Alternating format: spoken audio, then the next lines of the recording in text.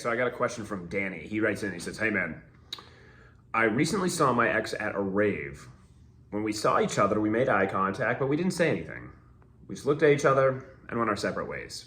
Following the rave, she ended up calling me. She called me, we had a 45-minute chat on the phone, and then after the phone call ended, I haven't heard from her. She hasn't reached out since. I haven't said anything to her, and I just want to know, what does this mean? What's your take?" All right, so Danny, as someone who frequents the festival scene and is part of the EDM community, I don't frequent, but it doesn't consume my life, but I go to probably one a quarter, right? It is no secret that majority of the people there are under the influence of alcohol or some sort of drugs, whether it be Molly, shrooms, ketamine, Xanax, maybe not Xanax, well, maybe, right? But they're on all sorts of different shit, right? There's all acid, all these types of drugs, right? So again, I don't know, I'm making a generalized statement. Not everyone who at those shows does that shit, but I would say like 85 to 90% of people are under the influence of something, right?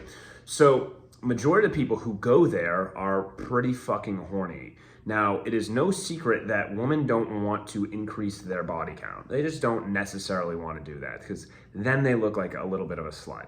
That's just how society is, right? They might label them as a slut as the higher their body count is. So in that case, it works in most guys' favor once they've already slept with them, because she can go 3 years and not talk to you, but then she sees you at a rave, or she sees you at a bar, or she sees you at a hotel lobby or something like that,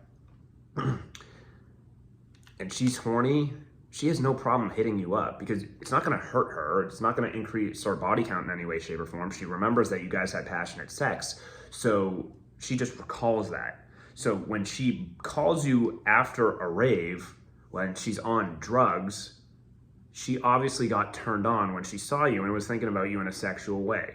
Now, what you should have done is had the emotional self-awareness to be like, this girl is clearly calling me because she wants to be with me right now. I would have just invited her over.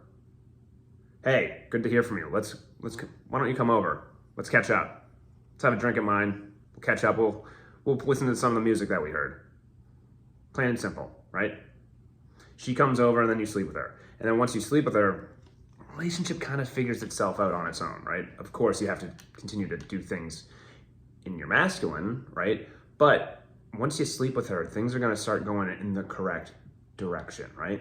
You sleep with her, she spends the night, she leaves in the morning, you say, hey, call me later. She ends up calling you like 4 or 5 days later. She comes over again, and that's that, right? So that the cycle will start to figure itself out in that way, shape, or form. The issue is she calls you after a rave probably at like 2 a.m., 3 a.m., and you didn't have the awareness to be like, yo, come over. You should have made a date right on the spot. That's a booty call, bro. And once she sleeps with you, she goes back, oh, I can't believe I slept with my ex. But then she doesn't hear from you, and she hits you up again, right? And that's just naturally what's gonna happen. And then it just kind of starts to flow into maybe friends with benefits, maybe a relationship, who fucking knows? But you just didn't do that at the time. So I wouldn't go hit her up. I'm sure if you ran into her at a rave, you're gonna probably run into her again. People who frequent those shows will run into each other at some point, right? And if you're in the same city, eventually you're gonna run into her. It's just inevitable, right? So what that tells me is she'll probably see you again. She'll probably get turned on by you again. And if you see her in person and things seem to be connecting, right?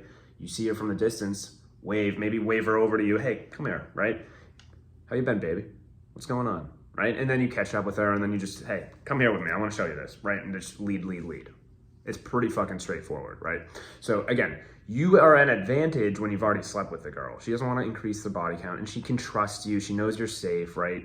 Other random dudes at a rave, majority of them don't know what the fuck they're doing. They're all fucking drugged out of their mind. They don't know they don't know how to communicate with girls. They're not on the same energy level. Like there's special energy that is required to be able to pull at those things. And most girls as guards are just naturally going to be up.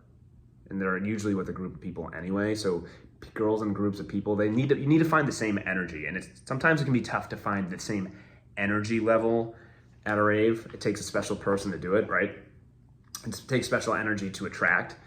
And most dudes just don't have that in them, right? So she goes through the rave, she sees you, she gets turned on by you, which again, that's a good thing, right? It's a good thing. She at least still sees you in a sexual manner. Obviously the sex was good because she booty called you, but bro, you gotta be better. You have to be able to recognize that this girl is calling you. You just probably haven't heard from her. You got a little nervous. You didn't know what to do. You weren't expecting the call. And then you're like, oh, let's catch up. This is a great way to catch up. No. You got to do that shit in person, bro. You need to do it, you and her solo, one-on-one. It's the only way it's going to help out. It's the only way it's going to work. So I hope this helps. Peace.